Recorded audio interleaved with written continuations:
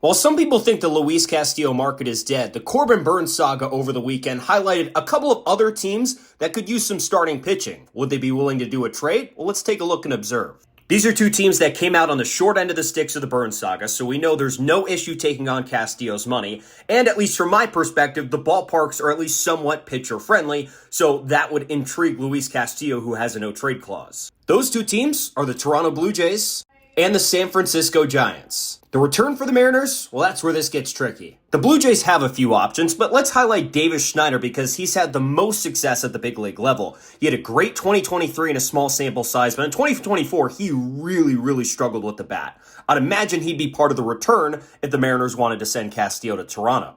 For the Giants, it would be a couple of different options. Number one would be someone we've already talked about a bunch in Lamont Wade Jr. Fills a need that they have at first base, and he's been an above-average hitter the last couple of years. The other option is young infielder Tyler Fitzgerald. Man, that's a high price to pay for the Giants. He's really good. He plays multiple positions. He had an OPS over 800 last year. They probably don't want to give him up, but the Mariners sure would be interested in him if they're giving up Luis Castillo. What do you guys think of these other options? Do they make any sense? If they do, drop us a comment and let us know.